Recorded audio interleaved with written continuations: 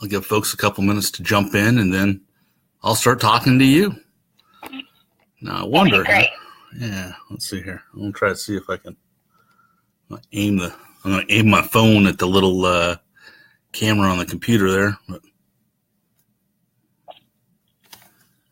you got to do everything backwards because it's facing you.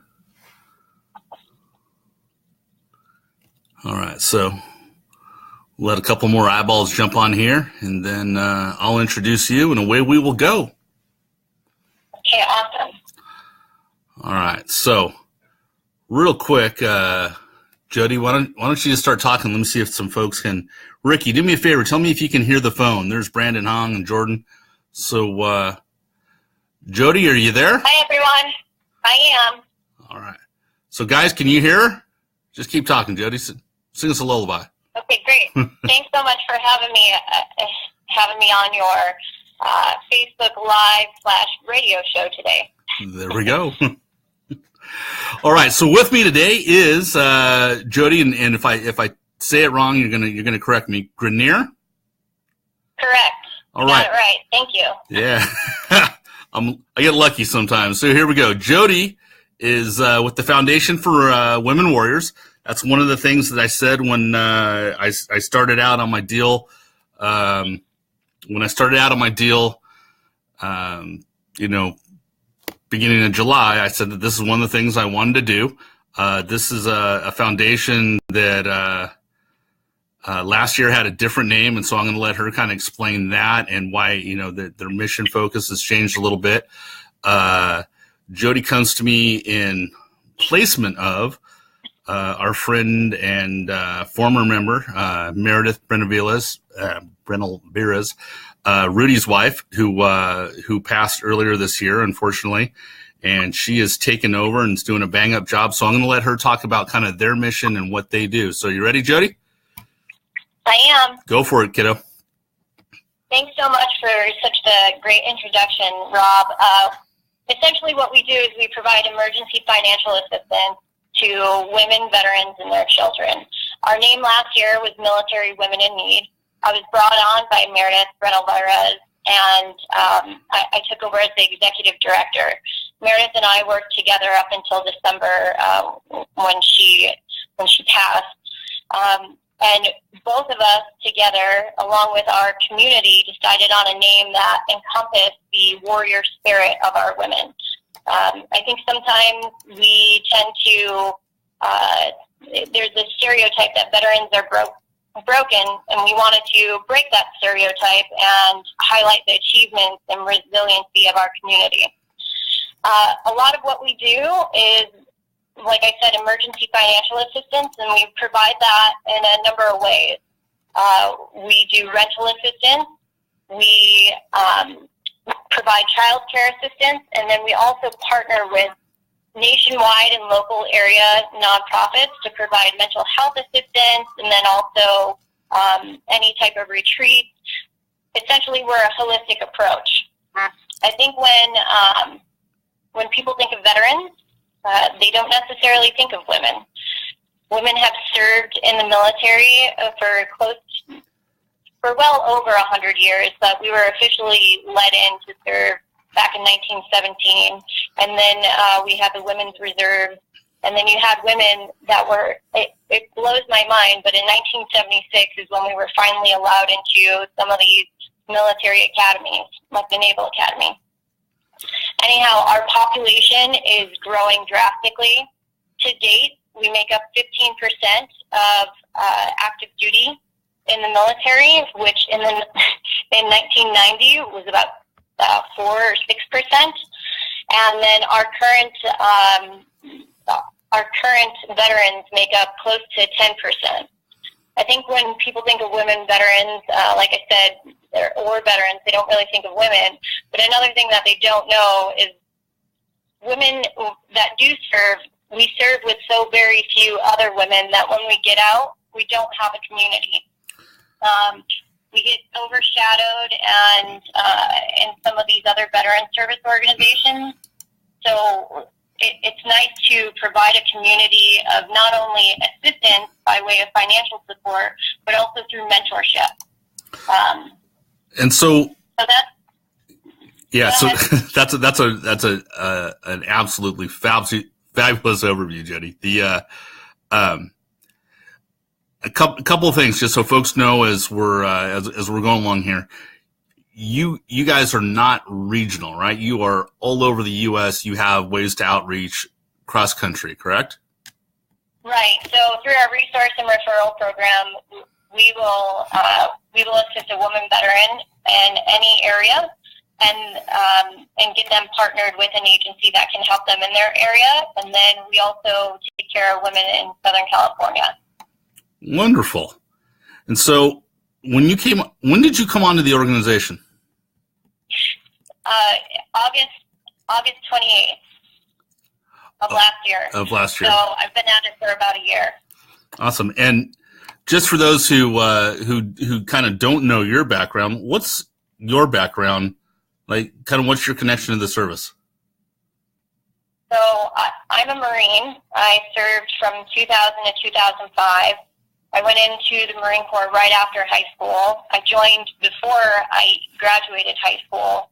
So I went into what they call the delayed entry program. Yep. A year prior. I did that and too. I then left for boot camp 4 days after I graduated high school. And then in 2003, I deployed to Iraq during the initial invasion, and I was an intelligence analyst. I worked under General Mattis, who is our current Secretary of Defense. And then I went back to Iraq back then when they were actually counting them, so OIS-2, and I was there for an entire year in Ramadi and Fallujah. I got out in 2005, and I definitely struggled with transition. So one, I didn't have many women to lean on. I went back home to Connecticut, where I kind of lost my sense of purpose and identity. You're a Marine, you're a Marine, and it's hard to translate your skills. And I went to a community college and tried to figure out things. And I really was, I struggled with, what's my next mission? And so I moved back to California, and I was able to get a job contracting as an working intel. And I did that for quite a number of years. And I went back to Iraq and Afghanistan as a contractor.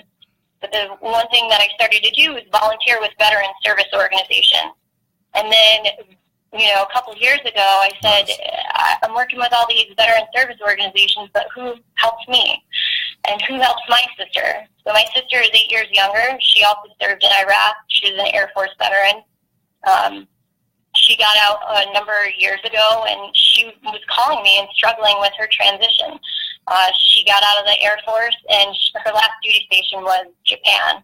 So she did the same thing. She went back home and was really not sure what to do. And then she got a student visa and went back to Japan and finished her degree there. Coming across this organization, I realized, this is my opportunity to represent a community that is underrepresented and forgotten about. And I'm able to provide the services I need to women that are currently transitioning. Nice. And in a way that in a way that empowers them. So our tagline is, we honor the service of women veterans, and we empower their future.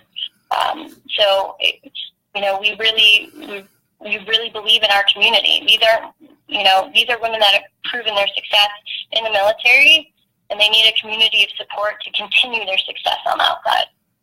Nice. So, Jody, for those that are joining late, can you tell us the website where they can go back and kind of look at information, kind of if they needed to refer someone or if they knew somebody in need that they could they could reach out to? What is the website? Absolutely. So our website is you can reach it by www.org or through Foundation for FOR womenwarriors.org. Foundation for womenwarriors.org. Warriors.org. Right on. So real quick, I'm going to tell you a real quick story. So do you have any idea how I met your former boss? I heard two things, but they might be out of order. One was a rock, paper, scissors. So she told you the rock, paper, scissors story. So for those... Rudy did. And Rudy then did. also I heard something about a knife show. So Rudy and Meredith were at a knife show, and she introduced herself, and she made quite the impression. She was very direct. She was used to kind of dealing with military folks. Nice firm handshake, direct eye contact kind of thing, and she was a little bit of a character. And so the first time I met her, she very, very kind of gently asked me and gave me her card and said, if I was ever interested in doing something for the organization, that she would love to hear from me. And I'm scatterbrained as all get out, and so if somebody doesn't stick a fork in me, I don't know. I don't really pay attention, but for whatever reason, I held on to her card. And it's mainly because of her introduction. And so we were at something a couple months later in Southern California, and she walked up and she said, I don't know if you remember me. And I started laughing. I said, Meredith, I know exactly who you are. And, she said, well, have you thought about doing a fundraiser for us? And so, I was totally willing to do it. I just, I do it on my vacation time, and I have to have time. And so, but you guys know me, I had to do something. So I looked at her and I said, hey, I'll do a fundraiser for you guys if you beat me at rock, paper, scissors. And Meredith stopped and she looked at Rudy, jammed her cup. She had a cup in her purse. She jams her cup into Rudy's chest, hands him her purse, sets her jaw, kind of sets her feet and her ankles, puts her hand out, fist up, ready to go, and looks at me and goes, we're doing this. Well, then I was kind of freaked out. I was like, man, this lady gonna whoop my ass. I'm not up for all that. So I put my hand out, man. I'm going to play. And I don't like to lose. So 2 out of 3, she beat me. It was awesome. It was literally like one of the best things ever, how serious she took it.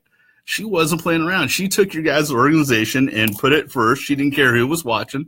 And there were a bunch of people watching. There were a couple hundred people around. And a little crowd gathered around, and she proceeded to, whip this old man's ass. And it was fantastic. She made such a great impression, and she was such a great representative and champion for you guys that I couldn't help but come back to you. So it's no secret that I already did the fundraising, and I put your guys' name out there and said that I was going to do it for you. So really in this phone call, I'm going to tell you that you guys have a $15,000 commitment from me. And so there's a couple ways that we go ahead. That's amazing. No, that's chills up my spine. We depend on everyone to help us serve our women veterans. So that means a lot. And I know Meredith is she's looking down super happy right now. So that's awesome. Thank you so much, Rob. Yeah, but that's no fun. So here we go.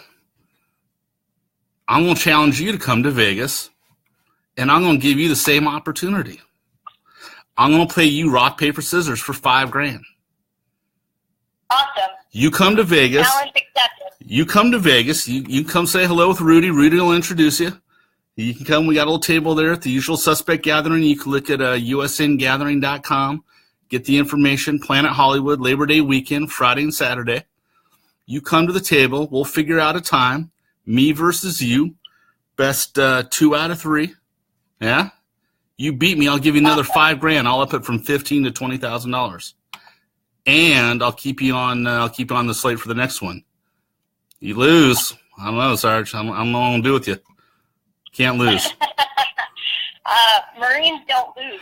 So. Yeah, I've heard that before. All right. All right. So I appreciate you accepting the challenge, and I'm totally serious actually. So that's the best part is you got nothing to lose but $5,000. So you come to Vegas, you come to the gathering, introduce yourself, say hello. We'll set it up, me versus you for $5,000 on top of the 15 I'm already going to give you. Fair enough? Fair enough.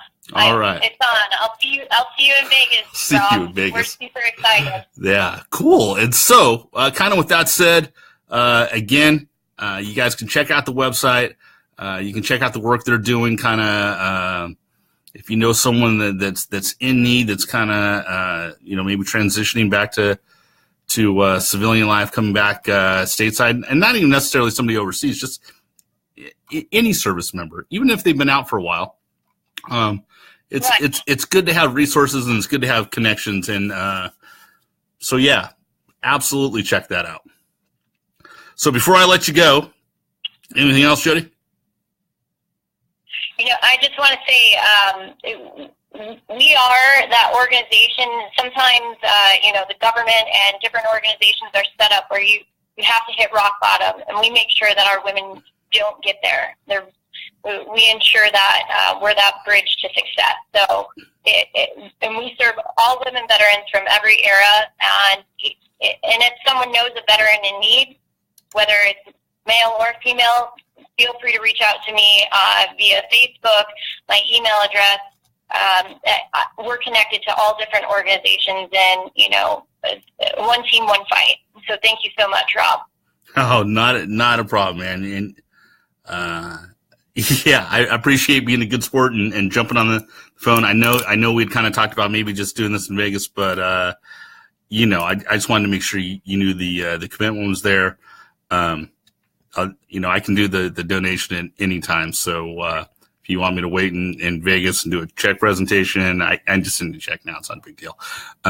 My work part's already done. So really, the Vegas part's just icing on the cake. So I look forward to seeing you in Vegas, usngathering.com. A lot of folks that are on this page will be out there. They'll come check it out. And yeah, fantastic. I appreciate you sharing kind of your story and the mission. And I appreciate you honoring, kind of Meredith's legacy there.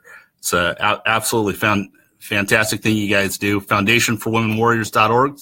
Go check it out, you guys. Jody, again, thank you.